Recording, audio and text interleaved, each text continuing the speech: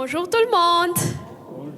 Nous sommes ravis de vous accueillir ici à l'IKM Savoula pour cet événement Jodi Solo 9e édition. Jodi Solo ou Les Jeunes ont des idées, programme de l'AENA Madagascar. Avant de commencer, laissez-moi remercier l'ambassade de France pour son soutien à ce programme qui donne l'opportunité à des jeunes de s'exprimer. Rappelons toujours que les gestes barrières sont de mise. Nous sommes déconfinés, mais le virus court toujours, alors restons vigilants. Sans plus attendre, nous allons commencer. Je co-présente cet événement avec la ravissante demoiselle que voici. Donc je vais arrêter de monopoliser le micro et lui passer la parole. Merci.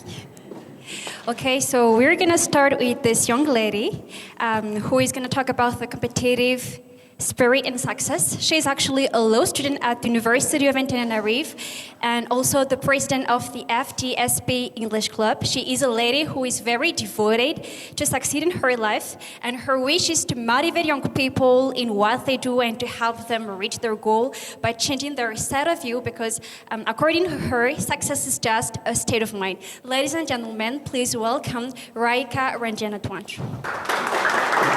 Hello everyone. My name is Raika Karina. I'm a law student at the University of Antananarivo and also president of the FDSP English Club, also called LFEC. Today, I'm going to share you my opinion about a topic that inspires me a lot. It is competitive spirit and success. Can you raise your hands if your parents have ever told you this too?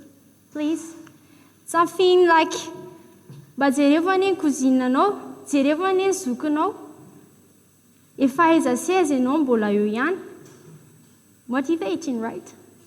Well, when your parents start to compare you to someone else, either it's just to give you the right example or to wake up the competitive spirit inside of you. Why do they do that? Because they just want you to succeed in life. But the question is, does a competitive spirit lead you to success? Well, before I answer this question, let me tell you a little story about two candidates in a marathon. This is Billy. Billy is a sportive and strong boy with big muscles and whatever you see in each athletic man.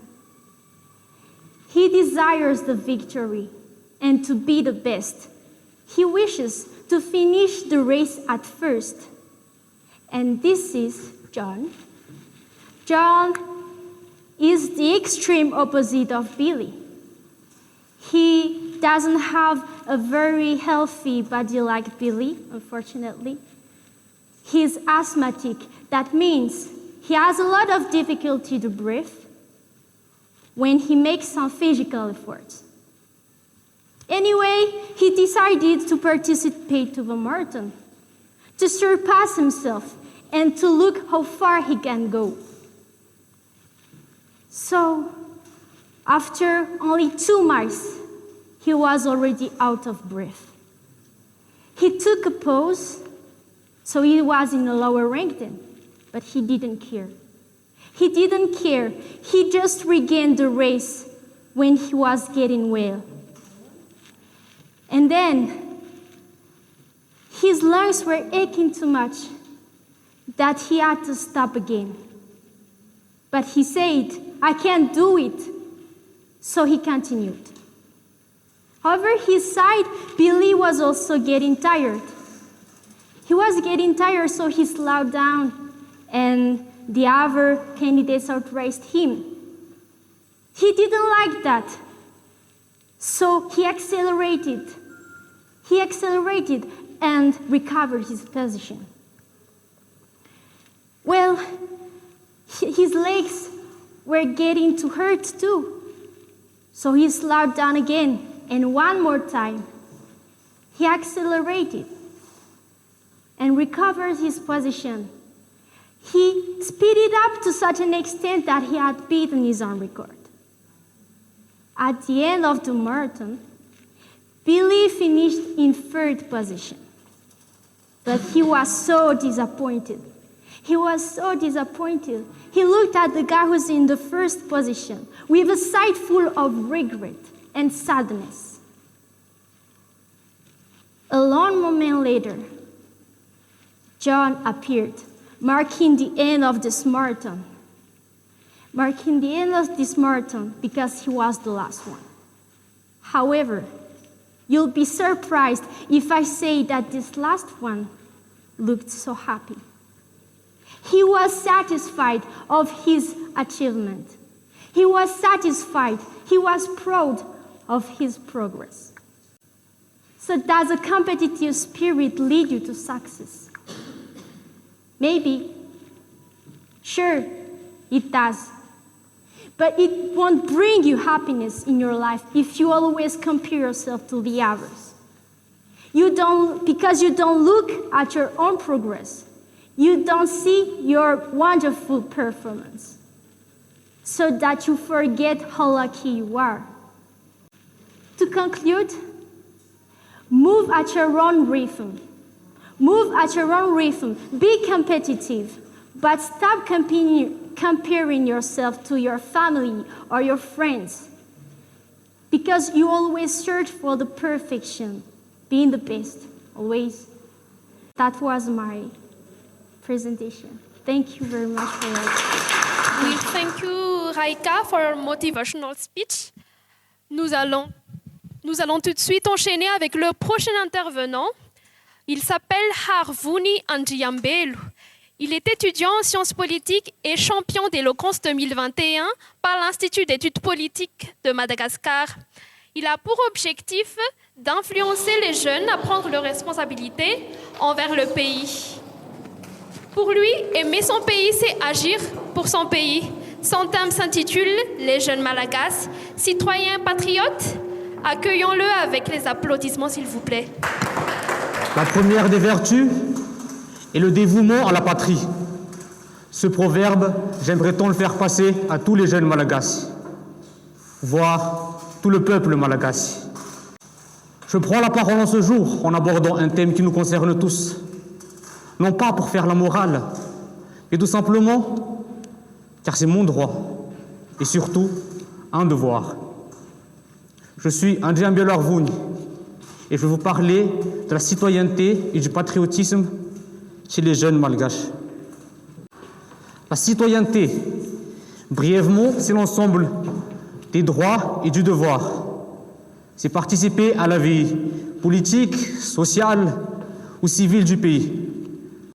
C'est notre droit, car c'est notre pays.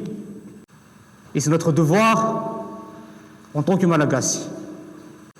La citoyenneté, comme par exemple, dans un pays, on ne vote pas seulement car on y habite, mais car on veut y partager nos destins et nos valeurs. Le patriotisme, c'est d'accepter, d'appartenir, de reconnaître son pays et d'être fier de cette dernière. Quant aux jeunes, qu'est-ce que les jeunes représentent? Les jeunes représentent une nouvelle ère. Les jeunes représentent une nouvelle vision. Les jeunes représentent l'espoir. Civilisation et citoyenneté vont de pair.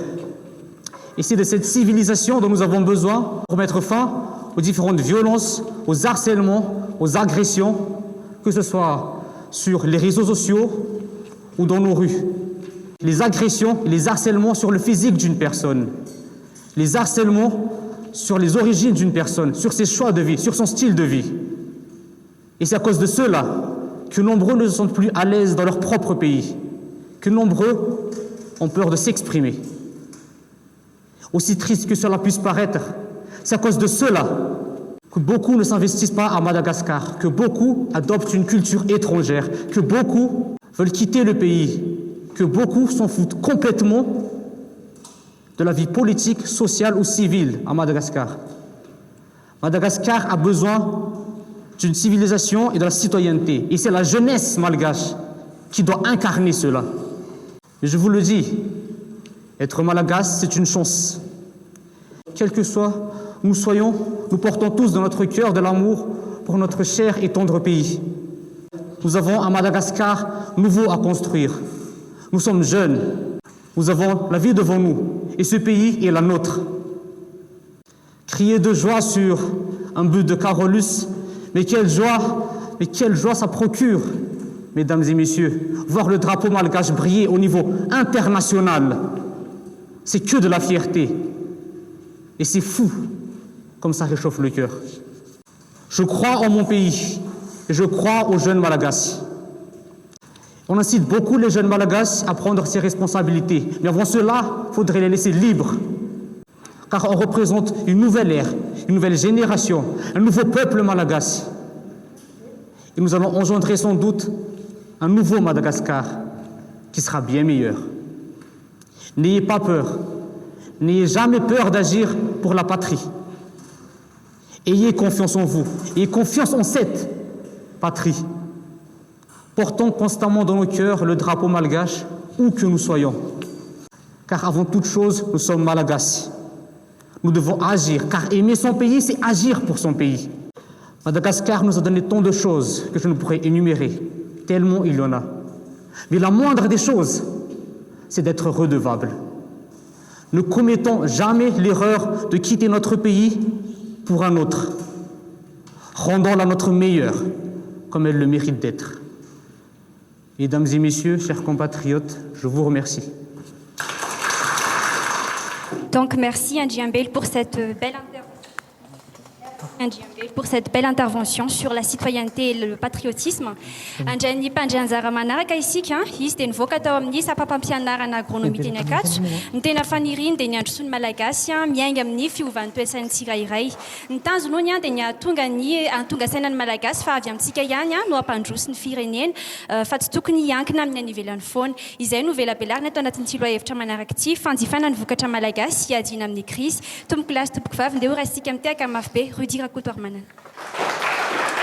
Miarahaba antsika rehetra Rudy no anarako dia ny loha-hevitra ho velabelarina androany dia ny fanjifana ny vokatra malagasy hiadiana amin'ny krisy. Samy eny isika izao mijery ny zavatra naovantsika amin'izao tenenantsika izao. Firy amin'izy ireny no nafarana avy any ivelany ary firy no vita malagasy. Nefa isika dia manana vokatra afaka mifandanja sy mahasolo azy ireny. Ny zava-misy amin'izao fotoana izao dia betsaka kokoa ny fanafarana entana oharina amin'ny fanondranana. Misy fiantraikany lehibe ho an'ny firenentsika nefa izany. Voalohany indrindra, midina ny sandam-bola ariary. Rehefa midina ny sandam-bola ariary dia miakatra ny vidin'ny zavatra rehetra afarantsika ary anisan'izany ny solika. Dia rehefa miakatra ny vidin'ny solika dia miakatra daholo ny vidim-piainana rehetra. Dia noho izany isika ihany ny voamafy amin'ny farany. Raha te-hanana fiainana tsaratsara kokoa nefa isika dia mila miatomboka amin'ny zavatra ataontsika, miatomboka amintsika amin'ny zavatra vidintsika rehetra. Aza miandry ny any ivelany foana fa sika ihany no afaka manarina Madagasikara. Ka manentana anao androany, ndao hanjifa ny vita malagasy fa sady tombony ho anao no tombony ho an'ny firenentsika ihany koa. Saotra indrindra. Mahafinaritra be fa tia tandrazana be daholo ny mpandray anjarantsika tamin'ity indray mitoraka ity. Isaorantsika Rudy nitondra izay faneho-kevitra izay ary ilaina tokoa ny fifanohanana amin'ny samy malagasy indrindra amin'izao fotoan-tsarotra lovan'ny firenena izao. Ny mpandray anjara manaraka dia tsy iza fa Tina Nahary Mamonjy, mpianatra ao amin'ny faculté de droit et de sciences politiques izy mpandahateny sady mpikambana anaty fikambanana mandala ny maha-malagasy. Tsapany fa isan'ny manimba ny tanora maro ny firosoana amin'ny sehatra ny fanambadiana loloatra. Etsakilany anefa dia misy ihany koa ny fijery rasy ataon'ny fiarahamonina raha taraiky vao miroso amin'izany. Ny loha-hevitra entin'ny Tinary dia ny tanora sy ny fanambadiana. Tia afantsika izy tompoko. Miarahaba antsika rehetra, Tina iresaka ny tontolon'ny tanora sy ny fanambadiana. Fanambadiana mira, fahaleovantena, fizakantena, adidy, andraikitra. Firifiry amin'ireo tanora miroso ao anatin'io sehatra io anefa ankehitriny no mba tena manana fahavononana, na ara-batana, na ara-tsaina, indrindra ny ara-bola. Ny anambadiana iterahana hoy ny oabolantsika malagasy. Saingy amin'izao fotoana izao dia efa mivadika tanteraka izany satria lasa no ny voga no anambadiana. Tranga fahitantsika izany eny anivon'ny fiarahamonina eny. Tao anatin'ny vanim-potoana amin'ny fihiboana isika izao andro vitsivitsy lasy izay. Satria mikatona daholo ny sekoly, ny université sy ny sampanasa sasantsasany. Dia maro ireo tanora no tsy mba nanam-paharetana akory fa nisafidiny hanambady satria hoe sao dia antitra loatra hono raha ohatra izao foana isa-taona. Sao dia tsisy mikoty eo intsony. Sao dia tsy azaka sipy eo intsony. Ekena fa mety hoe mamo manambady satria tsisy anodada sy neny bedibedy na ame feny fiarahany nareo sy bahe intsony. Maro be ihany koa ireo tanora ny hevitra toy izany saingy latsanenina foana teoriana dia miteny hoe takizay aho mbola tsy nanambady, takizay aho mbola nianatra tsara. Raha mbola tsy nanambady aho zao ohatr'izay efa mba samy manana ny hanohizany azy. Ry tanora, ny fanambadiana akory tsy sanatria hoe valalan-dositra ka hifamonjena. Aza maiky, aza taitaitra, manana vina ianao, manana nofinofy any anatinao any. Tsy ny fanambadiana nefa ny vahaolana, fa ny fanambadiana aza no mety olana raha toa ka tsy amin'ny fahavononana. Aza tao antony fanambadianao ny fandrosoan-taonanao. Aza tao antony fanambadianao no mety ho bedibedy ny dada sy neny mikasika ny ferahanao amin'ny olo-tianao. Aza tao antony fanambadianao ny tsy fahombiazanao indray mandeha na matetika amin'ny lafiny fianarana na asa. Tratraro aloha ny tanjona, tanterao ny nofinofy, izay vao manoro tokantrano. Aoka tsy ny fanambadiana no lasa fefy tsy hahatongavanao eo amin'izay tokony hisy anao, na ho lasa sakana ametra ny fahafahanao. Fanambadiana hoy ny tololambana koa, ka anjaranao no misafidy na hiainan'izany anaty fiainana mahafinaritra sy milamina na hiainan'izany anaty fiafiana sy fahoriana. Mankasitraka tompoko.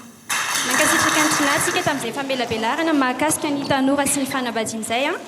On va maintenant accueillir notre prochaine intervenante, donc étudiante en première année à l'ESPA Wundwurm, syrnienne et passionnée par l'art oratoire. Elle est toujours ouverte aux diverses connaissances et elle souhaite partager d'une manière simple notre initiative en vue du bonheur. Excusez-moi. Le bonheur est un choix, alors pourquoi attendre? Voilà, c'est son thème. Veuillez applaudir pour mademoiselle Syrnia Irmalal. Bonjour à tous, je m'appelle Tyr et je vais vous partager un moyen de parvenir au bonheur. Beaucoup de gens pensent que l'état d'esprit est tributaire des choses matérielles ou encore d'événements extérieurs en soi, comme triste en raison d'un objectif non atteint ou pire d'une chose non acquise.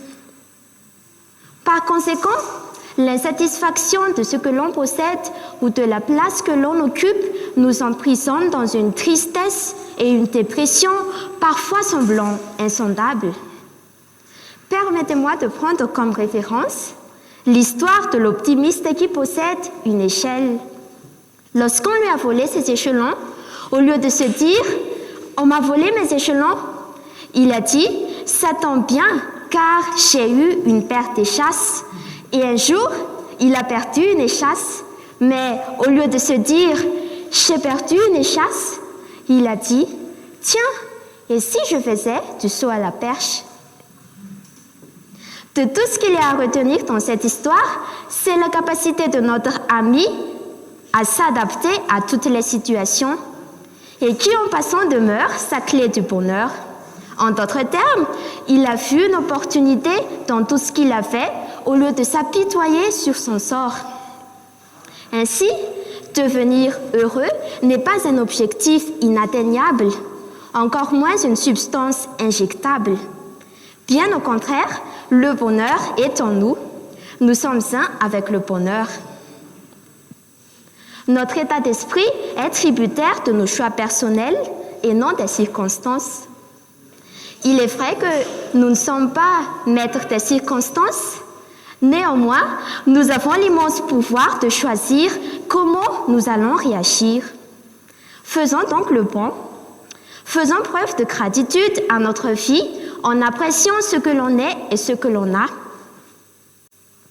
Le vrai bonheur n'est donc autre que la satisfaction absolue de la vie. Si nous sommes incapables de nous rendre heureux, Quoi ou qui d'autre blâmer? Nous sommes responsables de notre bonheur. Alors, soyons reconnaissants et montrons une gratitude envers ce qu'il se passe, car ce sont les moyens, à mon humble avis, d'y parvenir. Merci de votre attention. Nous te remercions donc, Tirnienne, de nous avoir donné la recette du bonheur. Nous allons tout de suite enchaîner avec notre prochaine intervenante qui s'appelle Fanilou Mihamna. Fanilou est une jeune étudiante de nature réservée. Elle a compris qu'il est possible de surmonter la timidité tout en gardant un caractère introverti qui présente autant de qualités qu'un caractère extraverti. Elle est convaincue que s'accepter tel que l'on est nous aidera à nous épanouir dans nos études et dans notre milieu professionnel. Son thème est intitulé « La force des discrets ». Applaudissons-la.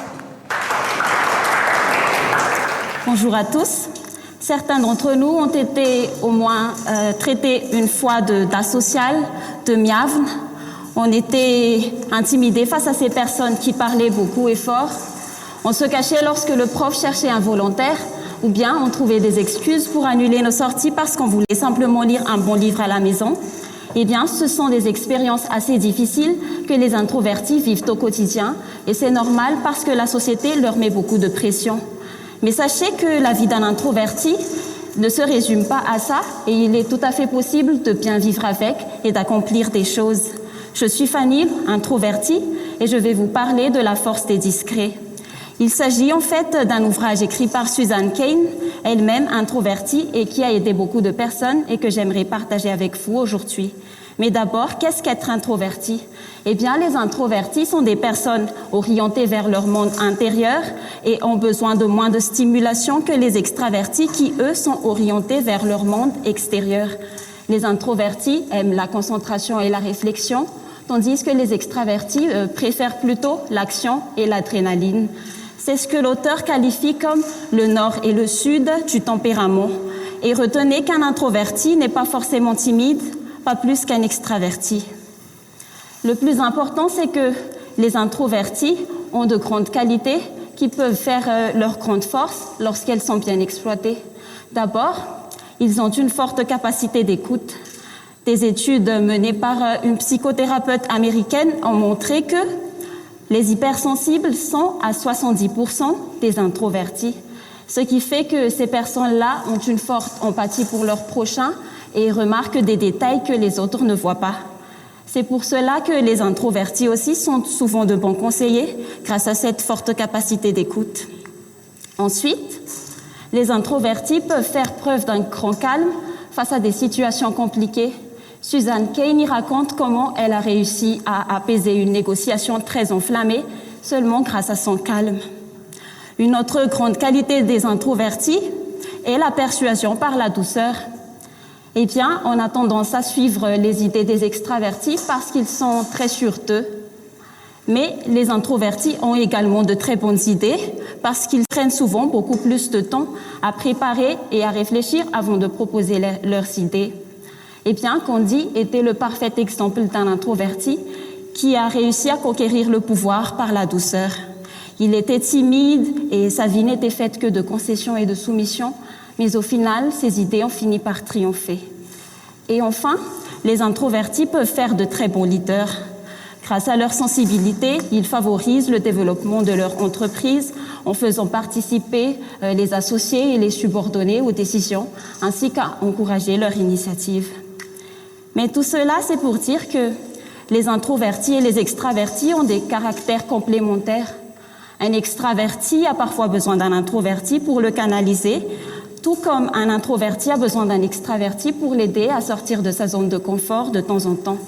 Il y a eu des binômes d'introvertis-extravertis qui ont bien réussi, comme Eleanor Roosevelt et Franklin Roosevelt, ou bien Rosa Parks et Martin Luther King, Steve Wozniak et Steve Jobs, et même dans les romans, Monsieur Darcy et Elizabeth Bennet. Comment alors bien vivre avec l'introversion? Eh bien, sachez que votre tempérament est comme un élastique et tirez-le grâce à de nouvelles expériences, à vous mettre à l'aise dans de nouvelles situations comme la prise de parole au public, Mais sachez retourner au point de repos, c'est-à-dire votre zone de confort pour vous ressourcer. Et pour terminer, j'aimerais dire que vous soyez introverti ou extraverti, découvrez ce que vous êtes appelé à donner au monde et faites en sorte de l'accomplir. Merci. Nous remercions Fanny Lumiam pour sa très belle intervention. Maintenant, on va accueillir notre dernière intervenante qui est Mouna Ponté. Donc, Mouna Ponté, c'est une jeune dévouée à l'égalité de tous. Elle est partisane de l'état de droit et elle souhaite éveiller une prise de conscience collective sur un cas encore méconnu à Madagascar, celui des malentendants, d'où son thème malentendants, marginaux de l'information. Veuillez applaudir, s'il vous plaît. Je suis devenue avocate parce qu'on m'avait dit que ce métier n'était pas fait pour moi. Telles sont les phrases de Madame de Lalande, une avocate française sourde de naissance. Son parcours a nécessité plus de 20 ans d'apprentissage de lecture en orthophonie, plus un suivi psychologique et même un appareil auditif pour pouvoir intégrer pleinement ce milieu. Mais alors qu'elle a de la chance, non? Quand 200 000 Malagasy, eux, sont privés de leur droit fondamental d'avoir accès à l'information. Et pourtant, la loi Malagasy, numéro 2014-031, que nous avons ici, autorisant la ratification de la Convention internationale relative aux droits des personnes handicapées, dans son article 21, assure aux personnes en situation de handicap la liberté d'expression, la liberté d'opinion et l'accès à l'information. Cette loi reconnaît par exemple le langage des signes et permet de le favoriser grâce à des coopérations avec des associations adéquates. Mais quelles sont vraiment les vraies dispositions du gouvernement pour intégrer ce langage dans notre société?